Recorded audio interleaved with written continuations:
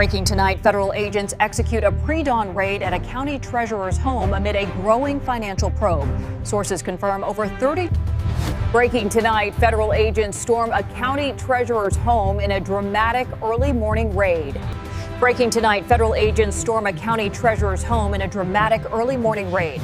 Sources confirm over $32 million Sources confirm over $32 million unaccounted for, raising serious corruption concerns. An audit team reportedly went silent just at 5:43 a.m., under a sky still black over the county seat, a convoy of federal vehicles moved without sirens through empty downtown streets and into an affluent residential district where money, influence, and reputation were expected to remain undisturbed. The roads were quiet. Porch lights glowed across manicured lawns. Not a curtain moved, not a dog barked. The neighborhood still belonged to sleep. But that morning, federal agents were not there to keep the peace. They were there to break open a story someone had worked very hard to bury.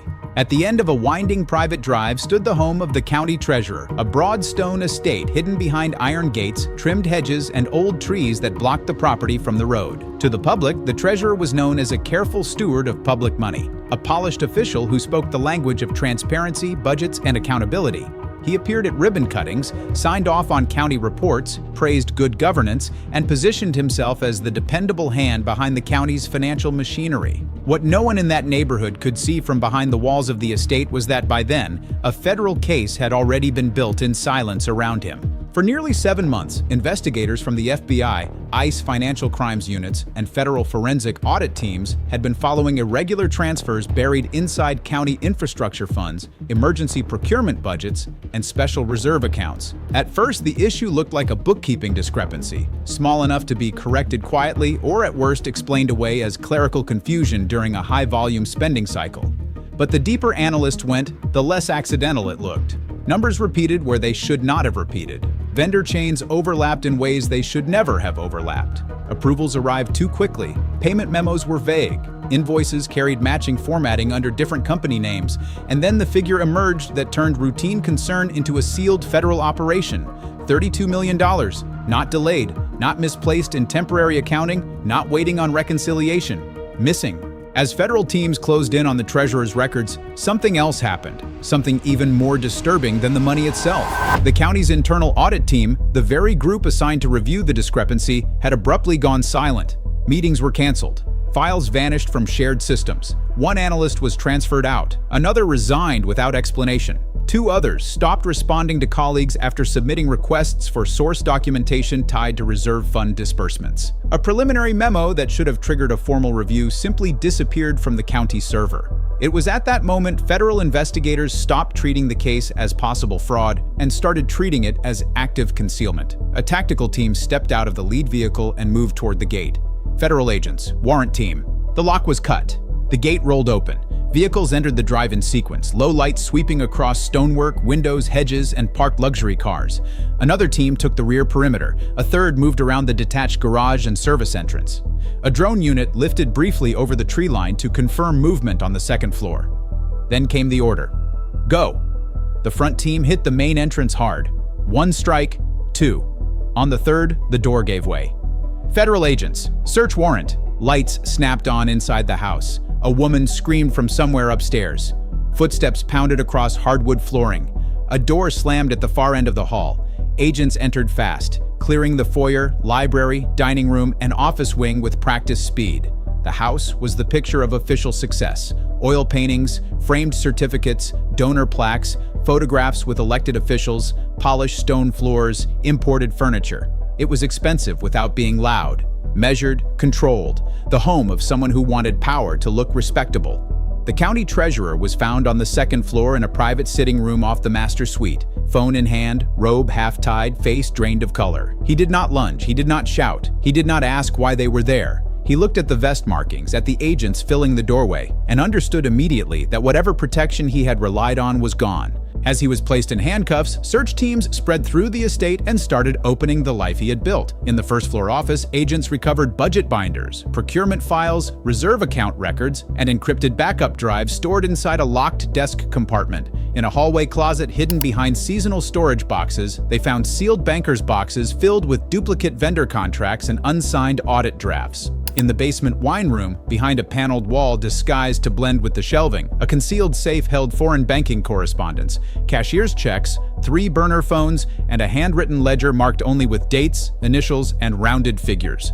What looked at first like a corruption case built on paper was beginning to take on physical form. Then the forensic accounting team in the mobile command van found the first real fracture in the treasurer's public story. Multiple county transfers, supposedly tied to emergency road repairs and municipal stabilization work, had been routed through vendors that either did not exist in operational terms or existed only as pass-through shells. Some had no payroll. Some operated from mail drops, some listed officers who could not be found in state corporate records, yet they had received millions in public money that then fractured into secondary transfers, consulting payments, property acquisitions, and private account deposits spread across multiple jurisdictions. This was not loose theft. It was engineered extraction. And as the team searched deeper into the house, they found something that transformed the operation from financial scandal into something darker, a locked file case containing personnel rosters, calendar notes, and internal references to the audit team. Not the county at large, not public expenditures, the auditors themselves. Each name had a note beside it. By sunrise, the county treasurer's home was no longer just the site of a search. It was the center of a widening investigation into missing public funds, buried oversight, and the sudden silencing of the very people assigned to tell the truth. And federal agents had only begun to see how far it went. By 8:10 a.m., the county administration building was under parallel federal search. The treasurer's office occupied the 3rd floor, a suite of polished hallways, conference rooms, and secure finance departments where county money moved with signatures, authorizations, and layers of procedural language designed to create graded before her credentials were removed entirely from key systems. And then, almost all internal discussion about the missing $32 million stopped. Not because the issue had been resolved, because the people pursuing it had been neutralized. Federal agents found the evidence of that neutralization buried in deleted communications and local backups the county IT department had not fully wiped. There were calendar invites canceled without explanation, after-hours meetings involving the treasurer and outside legal consultants, draft language for disciplinary action against audit staff, and talking points referring to the investigation not as a compliance review, but as an internal destabilization risk. That phrase told investigators everything they needed to know. The missing money was not the only crisis the treasurer's office had been managing. The real emergency, from their point of view, had been the auditors. By midday, reporters had gathered outside both the county building and the treasurer's home. Helicopters circled, cameras tracked each evidence cart leaving the office. Local stations broke into programming with phrases like developing corruption scandal, federal raid, and missing millions. Residents who had once seen the treasurer as a dull but reliable official now stared at the screen as if discovering for the first time that the quietest offices often hide the biggest thefts. But behind the scenes, federal investigators had already moved beyond theft alone, because another discovery inside the treasurer's office suggested this was not merely one official padding contracts and siphoning public money. It was a network. A hidden spreadsheet recovered from an encrypted drive mapped outgoing public funds against private disbursement schedules, election year consulting expenses, contract approvals, and coded payments listed only as retention and containment.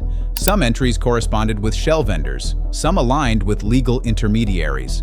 A handful appeared next to initials that matched no county employee, but did match names tied to procurement boards, outside law firms, and one member of the audit committee who had publicly declared the reserve account concerns administratively resolved months earlier. The money had not simply disappeared. It had been distributed strategically to keep contracts moving, to keep questions buried, to keep oversight weak, and it now appeared to keep the audit team quiet. The first break in the human side of the case came late that afternoon. One of the former auditors, an analyst who had resigned abruptly 4 months earlier, agreed to meet federal investigators at a secure location outside the county. She arrived carrying 2 notebooks, a laptop, and the expression of someone who had spent months waiting for someone powerful enough to finally ask the right questions. She told them the silence inside the audit division had not been confusion, it had been fear. At first, the team believed the problem was technical, timing mismatches, reserve misclassification, vendor coding errors. But as they pushed for source records, resistance hardened. Files disappeared from shared drives after being requested. Meeting agendas were changed at the last minute. Supervisors who had encouraged review suddenly started discouraging written follow-up. One outside attorney present at what was supposed to be an accounting meeting warned the team that continuing to misread emergency allocations could expose them to personnel consequences. Then came the incident that convinced her the matter was dangerous. After one senior auditor prepared a draft summary tracing questionable transfers to entities linked to private real estate acquisitions, he was called into a closed-door meeting with the treasurer's chief of staff and never returned to the review. By the next day, he had taken leave. A week later, he resigned. His county email was purged. Staff were told he had chosen to pursue other opportunities. The analyst did not believe that story then. She believed it even less now. Her testimony gave federal prosecutors what the documents alone could not: a human picture of the mechanism. The audit team had not gone quiet by chance. It had been pressured, isolated, reclassified, and, where needed, removed, which meant the scheme surrounding the missing $32 million had required more than fraudulent billing. It required control of the truth. By the third day, arrest warrants expanded beyond the treasurer himself. A procurement consultant was taken into custody after agents found records linking him to 3 shell vendors paid from county emergency reserves. A private attorney who had billed risk advisory services to county-linked entities was searched under judicial authorization. A former deputy finance director agreed to cooperate after being confronted with transfers that moved public money into layered LLC structures later used to purchase luxury property and fund private services for insiders. As each new figure entered the case, the same theme repeated. Nobody thought of it as stealing once the machine had matured. Internally, they referred to it as balancing, stabilizing, or reallocating. Public money was treated not as protected funds, but as a reservoir to be redirected by those who controlled process, language, and fear. The treasurer, according to multiple witnesses, understood this better than anyone. He rarely issued direct written orders. He preferred verbal guidance, coded categories, and intermediaries who could handle sensitivities. He did not need to say, "bury the audit." He only needed to ask who was making noise and whether the matter was still active.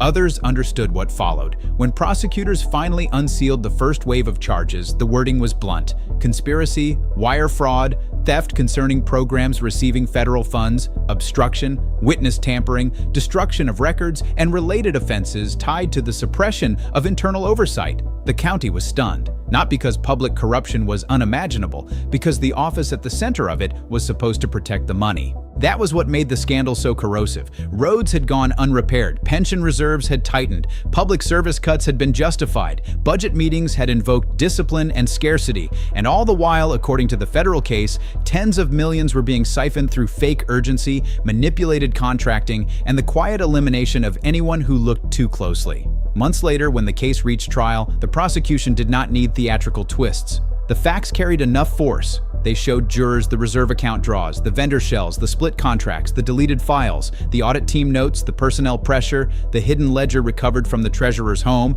and the messages describing oversight as a threat to be contained.